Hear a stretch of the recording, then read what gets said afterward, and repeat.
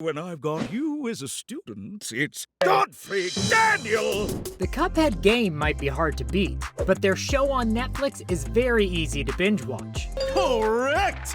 Not all cups are measured equal though, and there are some big differences between the Cuphead show and the game. Number 1, the root pack from the show isn't nearly as powerful as they were in the video game. And even then, they weren't the toughest bunch, so that's saying a lot. Even though they are one of the first bosses in the game and not as troublesome as the later foes like Grimlock and King Dice, the root pack gave the Cup duo more trouble in the game than in the show.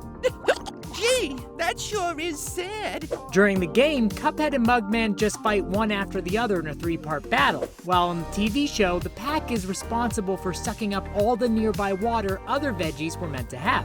Luckily, Elder Kettle reveals his plans for the enlarged pack of creeps, a veggie stew, which sends them packing without any supers or parries required. Number 2, Miss Chalice might be the character with more makeovers than any other in the franchise.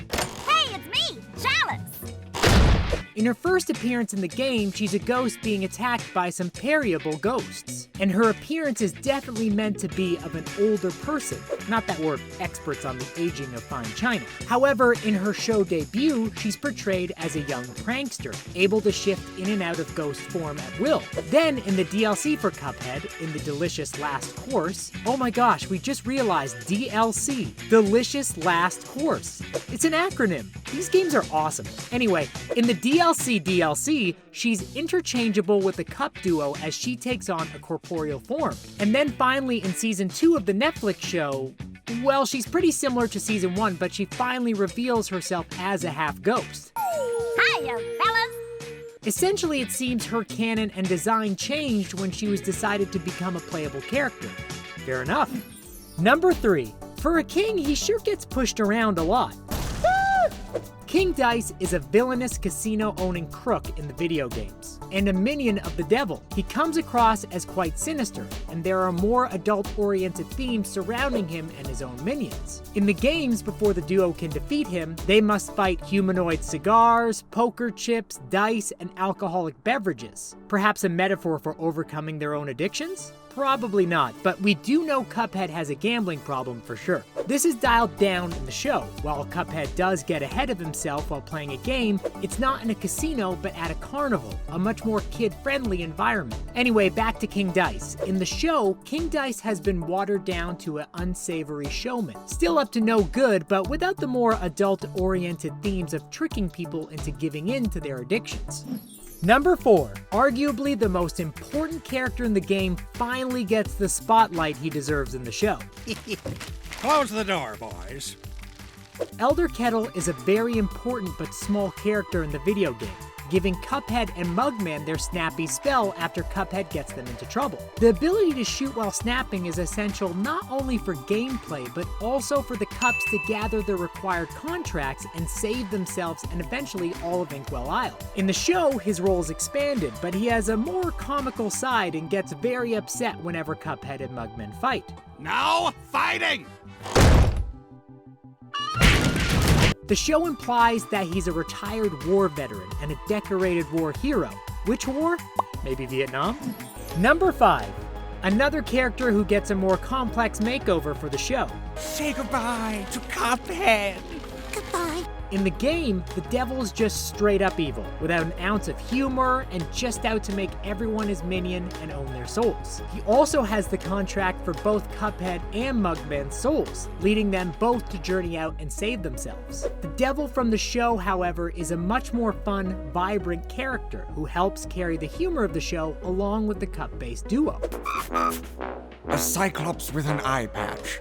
While the people of Inkwell Isle fear him just like the game version would never be caught painting Elder Kettle's fence for any reason, while the show version does. The game version appears a little more villainous in design, while the show's version has been softened because, say it with us, it's a children's show.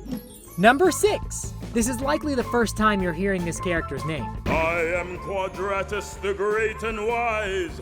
In the Cuphead video game, there is a face inside a pool about halfway through the game whose name is Quadratus. And he's a bit of a downer, because he'll tell you how many times you lost your health and had to start over since you started playing. He's not as much of a downer in the TV series, however. He's actually super helpful to the two Cups, as he tells them how to defend against the devil's scheme to take Cuphead's soul, by knitting an invisible sweater from a special thread. Nice to know he's not just there to explain what a bad gamer you are, for once. Oh, how sweet. Now get knitting! Number 7. Tough boss turned tough parent. One of the most infamously difficult bosses in Cuphead gets a bit of an edit from his video game appearance. The dragon Grim Matchstick is actually pretty similar to his video game counterpart in style, but a few things from the game don't get included. In the game, the boss begins as simply a one-headed dragon, easy enough. But as the fight progresses, Grim reveals 2 more heads, getting a Ghidorah-styled makeover. In this form, when one of the heads breathes fire, it turns into a literal red flamethrower. I mean, it was already a dragon, we wouldn't have questioned it. For the TV show, Grim makes an appearance as the parent to an egg Cuphead and Mugman snatch to give to Porkrind. The appearance is pretty faithful to his 3-headed form. However, when it burns Porkrind, there's no flamethrower-type transformation of any heads. I hate those cups. Which we think would have been a cool shout-out to the game. Alas, the game and show are simply not the same beast. Number 8. This next change is for the animation nerds out there. The big part of why Cuphead the video game was such a well-received and cool addition to indie gaming was the unique art style the creators wanted for the game. To achieve this ode to 30s style animation, they insisted on hand-drawing all the animations themselves. This is a time-consuming and exhaustive process, especially for an entire game. But the team persevered, and gamers flocked to their respective gaming devices to enjoy the visuals. The show, on the other hand, is computer animated using a similar design from the video games. While die-hard animation lovers were critical of the lack of commitment to the game's style, we can't blame them. CGI saves so much time which can be spent on other parts of a show to improve it. Also, the show is targeted to children. And children aren't generally critical of the subtleties of hand-drawn versus computer-generated animation, at least the ones we know. Number 9. This snap decision left fans a little puzzled. As we mentioned earlier, the run-and-gun style of the video game was based on the iconic snap power and sound gamers used to obliterate the colorful foes of Inkwell Isle. Of course, this is perfect for a violent video game where you go around beating people up to collect their souls for the devil. Hello?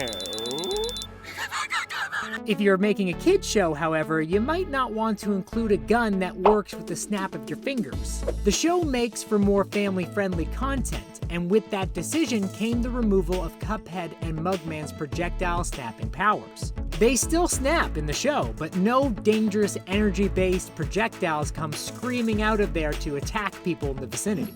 Number 10. The Rock'em Sock'em duo from the game get a more regal look in the TV show. Ribby and Croak started as a boss battle on a boat in the original game. Their designs seem to be more of an attraction on the boat they live on than as managers or as the type of people who would run any type of show. They're wearing fighting gear and they launch their own projectile bullets much like the Cup duo do. But for the Netflix show, Ribby and Croak's got the Netflix redesign. What's with those gloves? Oh, we used to be pro boxers. Going from what looked like dumb jocks to full-on suave business types. The two run a boat business with a steep entry fee, one Cuphead and Mugman don't have the funds for. The frogs are constantly bickering with each other, much like the TV version of Cuphead and Mugman, and have a backstory about their mother who hates to see them fight. However, they never put away the boxing gloves, as they still wear them and use them fairly often. Though the Cups do notice the boxing gloves pretty quickly. Number 11. Another big sell for gamers out there was the 30s style score of the video game. To match the older animation style of the game, the creators also had live orchestras playing full scores for various levels and boss battles. The game was able to gain some viral traction thanks to the popularity of instrumental songs like Botanic Panic and Floral Flurry, with blazing horns and jazzy, swinging music. Stop! The show does utilize a similar sounding score, but the depth of the music is certainly not there in comparison to the video game soundtrack. The show is not without its own musical charm, however, as it alone has fully sung songs by the villains of respective episodes, like the iconic, nearly Disney-level villain song sung by the Devil in Episode 1. Number 12, and for the final difference from the game to the show, we're gonna talk about you. That's right, you. If you played the game, then you're probably not under 16 years old. If you watch the show, well, we don't want to judge. As we've discussed, the game can be played by anyone, but because of its more mature themes and difficulty, no one would describe it as a kid's game. But you know what is for kids? The Cuphead show on Netflix. The game is best enjoyed by older folks who appreciate older animation styles and know references to long-standing video game mechanics. While the show is filled with slapstick jokes and childish shenanigans, the kiddies will enjoy. Different strokes for different folks. Those were the biggest changes we noticed between the cup-based adventurers from their digital debut to their Netflix shenanigans. Any you noticed that we didn't mention? How do you feel about the changes? Let us know below. If you enjoyed, like and subscribe for more animated content. And thanks for stopping by The Things Animated.